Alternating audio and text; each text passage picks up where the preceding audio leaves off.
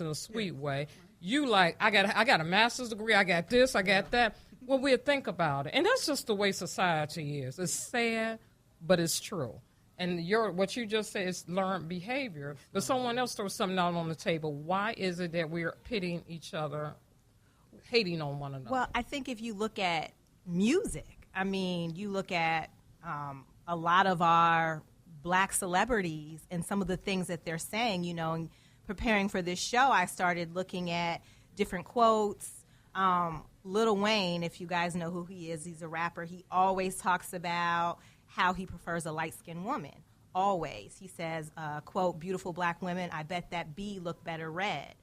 Young Berg, a rapper who's on Love and Hip Hop, he quotes, I'm kind of a racist. I don't like dark butts. I know how some women prefer light-skinned men or dark-skinned men.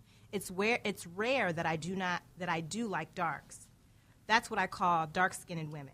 I don't like women that are darker than me.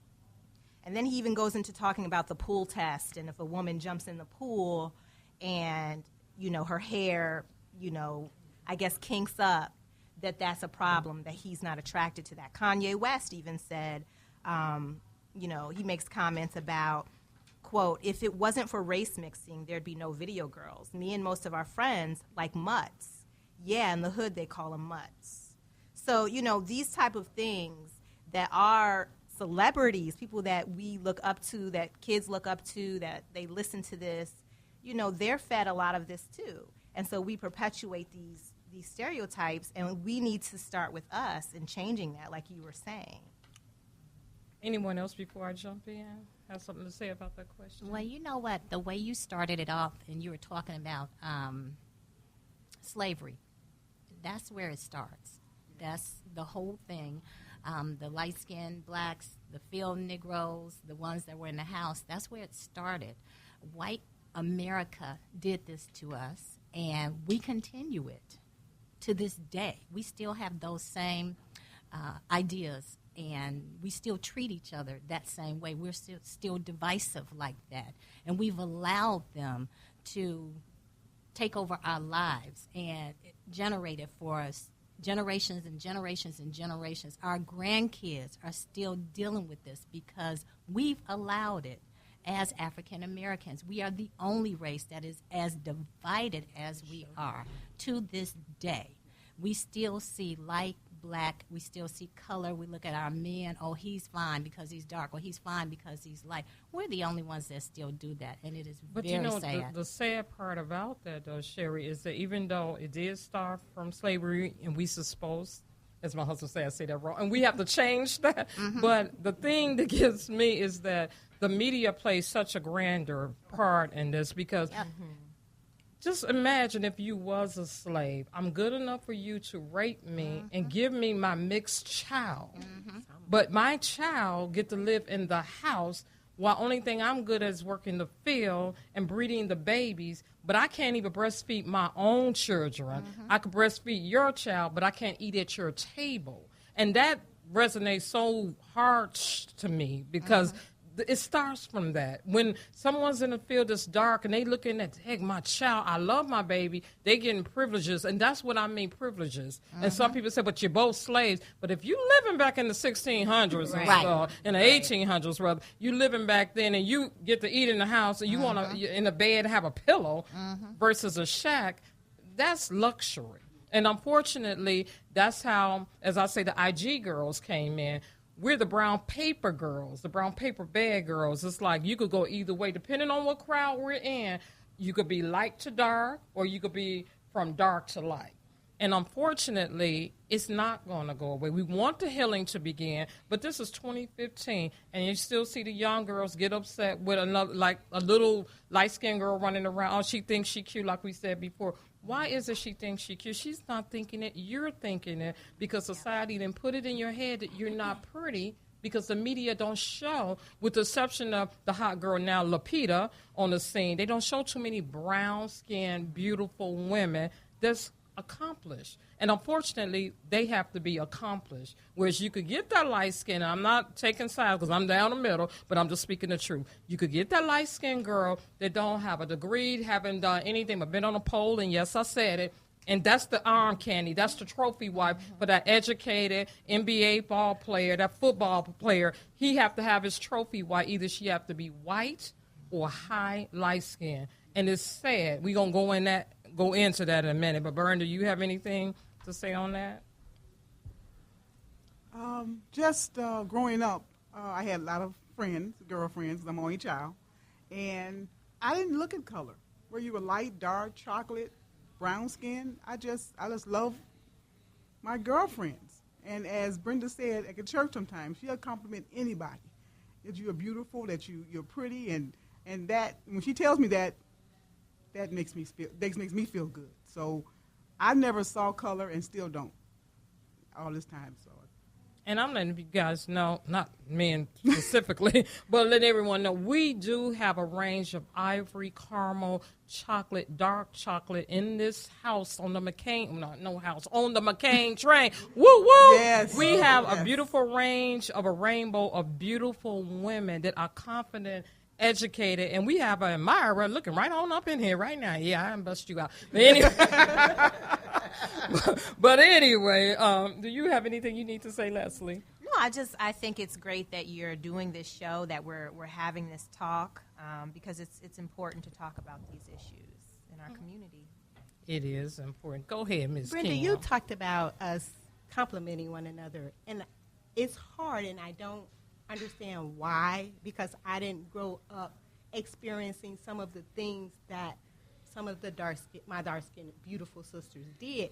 But I think that if we start telling our children, our young women, to build up their confidence and their self-esteem, so when they go against other women of color, they will go with confidence and not saying, oh, I'm not going to get it because she's light-skinned, or I'm not going to get it because I'm lighter than she is, or I'm darker than she is. But I think we don't uplift each other.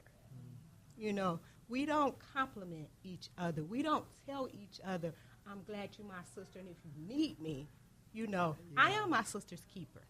You know, it's not there. It's not. You know, and it's sad. It's really, really sad. And because I think if we get to the point where we uplift each other, the colorism. You getting emotional? I am, because I love my sisters. I don't have any sisters. Oh, well, you I'm got a whole only bunch girl. of us here. So I, I do take. I'll take them. I got 4 brothers. You can have them all. I have 4 brothers as well. Oh, she don't want it. So you my sister. All right, sister. I love that, because it really is something that women don't do that. And we're staying on course, but it does derive from all of this with some colorism within our race. Because I remember someone always tell me this back at the bank. Why do you always compliment people? And I'm like, I don't have to, but what does it take away from me to tell my sister she rocking that? Like, beautiful girl, Sheridan Davis in the house, everyone came in here. First thing I said, oh, my God, beautiful chocolate girl. Look, beautiful. And I'm just stating it because we on the air. Beautiful chocolate girl rocking some cold glasses. Was that the first thing I said to you? I said, oh, my God, where you? And she told me where she got them from. You need to hook me up later. But see, what I'm saying is we compliment each other. You don't know what a person is going through. And if I have to sit here, and thank God I'm not a jealous woman, because my husband around some fine women, young and middle-aged women, but we all beautiful women, and I really mean that. And I think Judy and I had an extensive conversation about that. It's like, if people could just get over the barrier of, oh, Kim, you have some beautiful green eyes. Okay, what that mean to you? You don't have them. You would never have unless you're out of contacts. It's no big deal. But those her eyes, I can't pluck them out. But somebody might want to. I believe people probably have tried. What did you try? Well, tell your story, girl. I mean, I was sitting on the bus one day, and there was this gentleman and this young lady.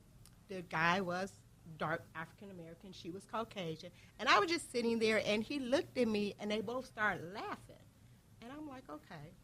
Because I've had people ask me from A to Z about my eyes. I did not like them growing up. I got called cat ass, Evelyn, the devil's child. I mean, everything. So I mean, I verbally got abused as a kid. So growing up, my confidence was low as a light-skinned person. And people assume that your confidence is always high. Right, it was always high. But like I said, it took me to get into high school to begin to appreciate me. And it took my child in preschool to come home and say to me, they were teaching them colors. And not just colors in the coloring book, but people colors. And the teacher said he was coloring people beige because that's what color he is. And the teacher said, well, why did you color the person beige? Why didn't you use black or white? He said, because people are not black or white. They're different shades of brown. My baby was in preschool, and it made me realize then that there is a whole rainbow of individuals out there, and until we respect our individualism and our differences and embrace our difference, I love me. And I love the difference in my sisters. But aren't you, I won't say gloating, but isn't it funny how now people are going to the store to get those devil eyes, those cat eyes? Absolutely. And all of that. Absolutely. So, you know, and mine are real. So when they ask me, are they real? I say, yep. What, you could pluck them out yourself? Yeah, I can pluck them out myself. Baby, do you want to join in? Okay then. Let's see here. I done went around here. She gonna have me crying in a minute, but this question: do you feel that light-skinned girls are more accepted in our society? That's a 50-50 for me, because I think that as our generation grows, we're looking at people. I know I look at people like she might be beautiful. I might say, oh, I'm looking at you to see why you look so beautiful to me. Maybe it'll work for me. But I think more and more mature women are looking at the inside of a person. So because you're light-skinned, because you're preaching, because your hair is long, because you're chocolate and you're still fine, your skin is smooth, you might be mean as I don't know what. And for that reason, I got the upper hand on you. You can be as beautiful as you want to, sitting still. Don't open your mouth, though. I got you. You got them. And that's what I always say with just because you light doesn't make you beautiful, and just because you dark doesn't make you ugly. Even though society has pitted us against one another, to believe that, because the hardest thing now is to get a beautiful brown to dark-skinned woman to realize that she is beautiful. I don't care if she is stunning, beautiful on the outside. If no one ever told her that, she's going to feel ugly. And then when it comes to a light-skinned person, you guys are beautiful. And I'd say over my 49 years on earth, I have seen some harsh on both sides. And I can't even say who's worse. I just seen it coming. My friends pitting one another against each other. And it was crazy to me. It's like, can't we get along? I mean, we couldn't even be at a party without someone, oh, she thinks she's cute because of her hair. And I admit, I am one of those people that, Tracy, I'm about to say it, every time I'm with my girl, I used to tease her in the beginning, you sure you black? Can you tell me what you mix with? Tracy's like, Brenda. That's what I love, because she's so down to earth. And I used to always say, you don't even know you pretty, do you?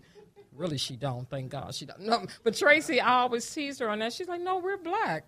Oh, my black ain't like your black, even though I love my black family because they beautiful black too. But, I mean, you go through this growing up. You always, when it's brought to you, your eyes are open. And that's just like the biggest sin, because, like, back in the day, you could look at Shari, you could look at Kim, you could look at Tracy, look at y'all hair and go, I got mad too. But, you know, you could look at y'all hair and say, okay, they don't look like us. You know, you go through the whole thing, but it is what it is, people. And unfortunately, we need healing from this. I don't want my sisters not liking one another. I really don't.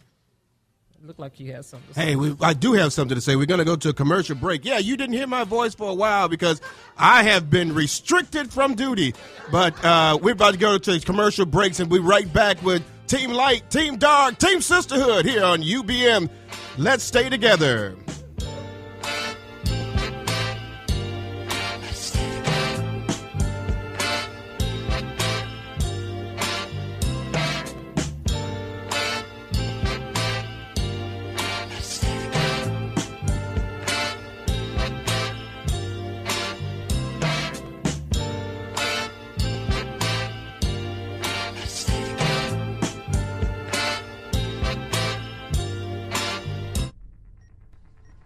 This is D. Curtis Randall with the Gospel Countdown Rewind.